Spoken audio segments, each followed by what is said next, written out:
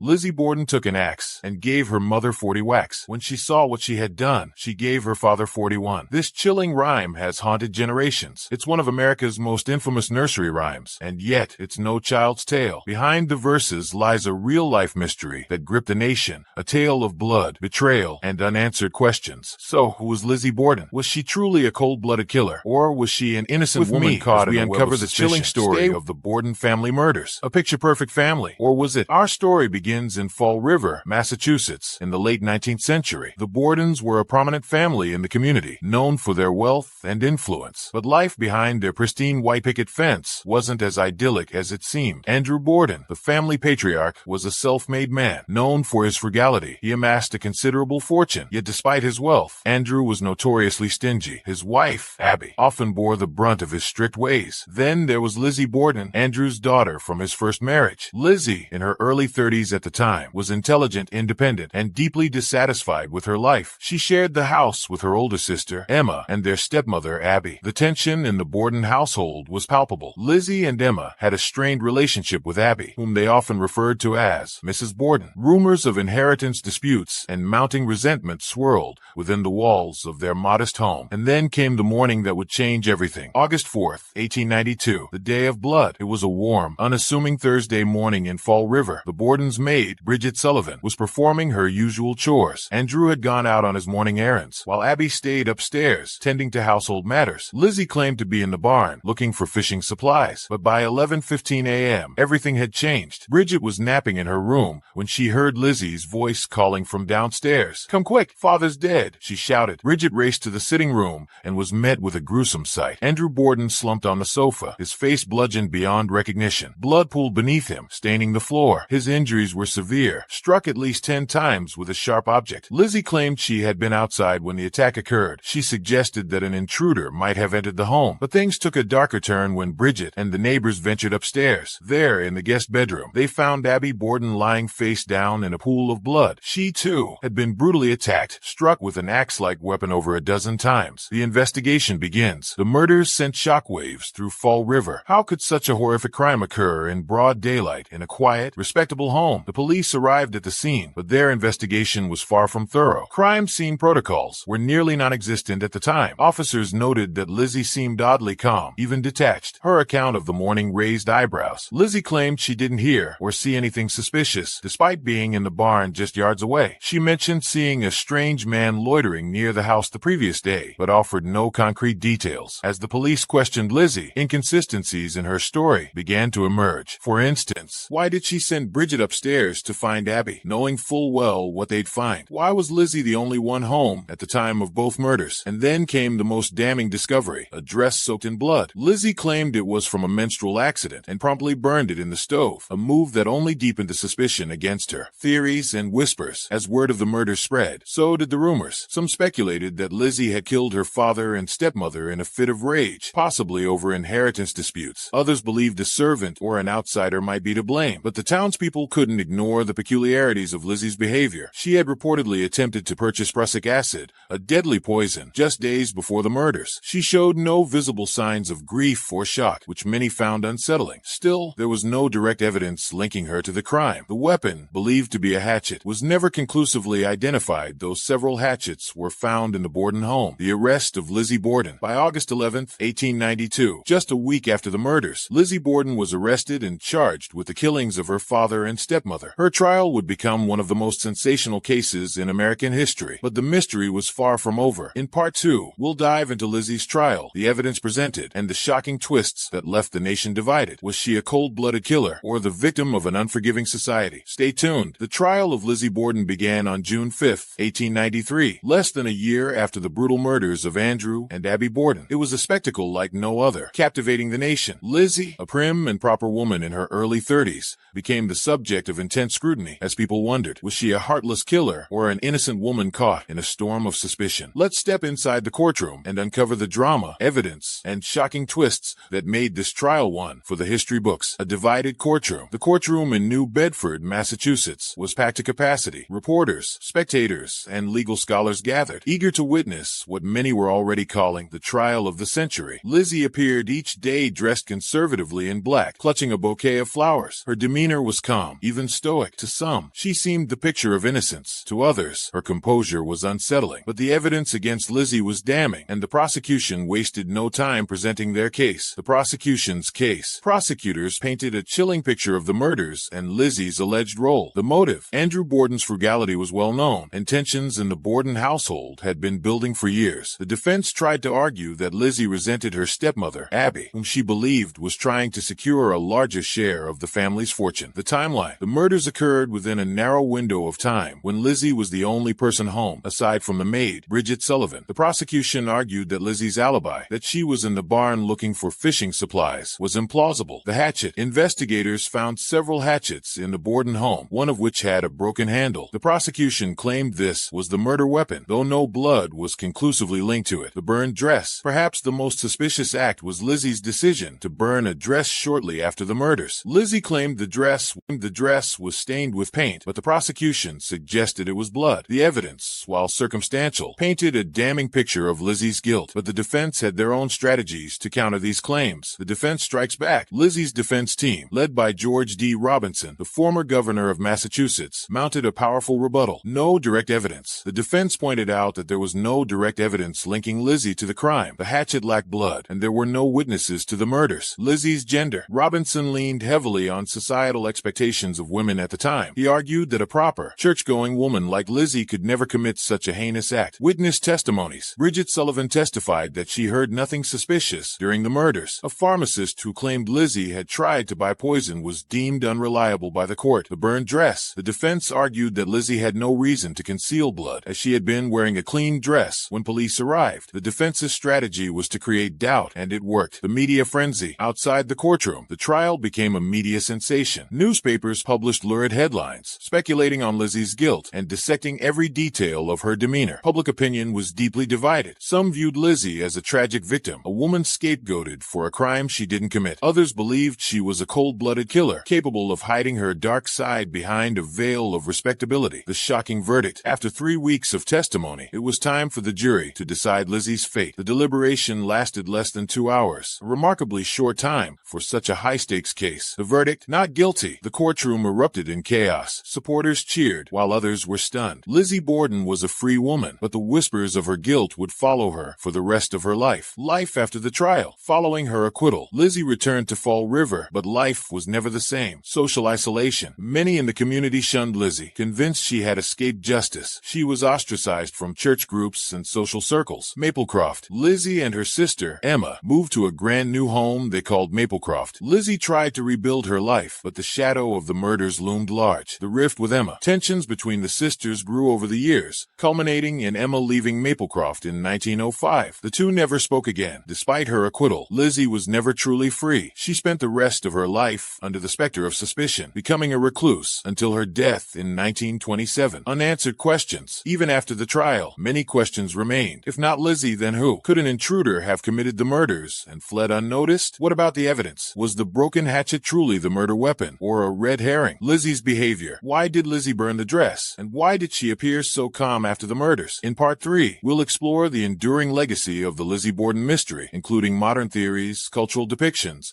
and the haunting impact of her story. Stay tuned. The story of Lizzie Borden didn't end with her acquittal. Her name became synonymous with unsolved mysteries, chilling nursery rhymes, and whispered legends. Even over a century later, the case remains a subject of fascination and debate. Was Lizzie a misunderstood woman caught in a tragic web, or did she cleverly get away with murder? In this final chapter, we'll explore the lingering questions, modern theories, cultural impact, and the eerie legacy of Lizzie Borden. The unsolved mystery. The Borden murders are unique in the annals of crime, an unsolved case where the prime suspect lived the rest of her life under a cloud of suspicion. But what keeps this case so compelling after all these years? 1. The lack of a clear culprit. If Lizzie didn't commit the murders, who did? No other suspects were ever charged, and no solid evidence pointed to an intruder. 2. The missing weapon. The hatchet found in the Borden home was never conclusively proven to be the murder weapon. If Lizzie used another weapon, where did it go? 3. The timeline. Could Lizzie have committed such brutal murders, cleaned herself, and appeared calm by the time Bridget arrived? Or did someone else slip in and out of the house unnoticed? These unanswered questions have fueled countless theories over the years. Modern theories. Was Lizzie guilty? Over time, investigators, historians, and true crime enthusiasts have revisited the Borden case, proposing new ideas about what might have happened. 1. Lizzie as the killer. The most straightforward theory remains that Lizzie, motivated by resentment and inheritance disputes, killed her father and stepmother in a fit of rage. 2. Bridget Sullivan's role. Some theorists have suggested that Bridget, the Borden maid, may have snapped under the pressure of working in a tense household. Her alibi and behavior have been scrutinized, but no evidence implicates her. 3. An unknown intruder. Could an outsider have entered the home, committed the murders, and escaped? The lack of forced entry makes this unlikely, but not impossible. 4. Emma's involvement. Although Emma was reportedly out of town at the time of the murders, some have speculated that she might have orchestrated the crime or played a hidden role. Each theory adds new layers of intrigue to a case already brimming with mystery. Cultural impact. Lizzie Borden in pop culture. Lizzie Borden has transcended history to become a pop culture icon. Her story has inspired films, books, plays,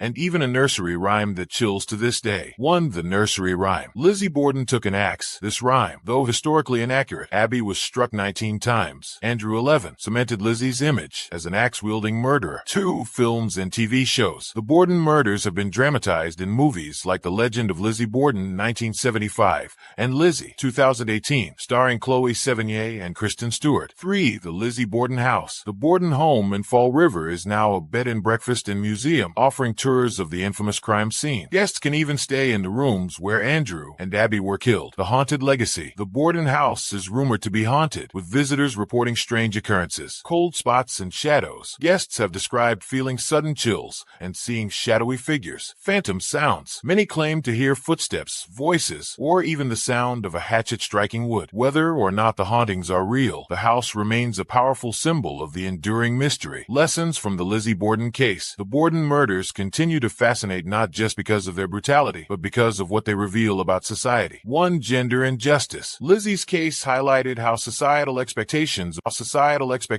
of women could influence justice. Would a man in Lizzie's position have been acquitted? 2. The evolution of forensics. The lack of forensic science in 1892 left many questions unanswered. Modern forensics might have solved the case in days, not decades. 3. The power of public opinion. From the nursery rhyme to media coverage, Lizzie's story shows how public perception can shape a narrative, regardless of evidence. The enduring mystery. Even today, the Lizzie Borden case remains an enigma. Scholars and true crime fans continue to debate her guilt or innocence, searching for clues in old trial records, witness accounts, and forensic details. But perhaps the greatest legacy of Lizzie Borden isn't just the mystery, it's the story itself. It's a tale of family, ambition, betrayal, and the darker corners of the human psyche. What do you think? Was Lizzie Borden a victim of circumstance, or did she get away with murder? Let me know your theories, and don't forget to subscribe for more deep dives into history's greatest mysteries. Thank you for joining me on this journey into the chilling world of the Lizzie Borden family mystery. Until next time, stay curious and maybe keep an axe out of reach.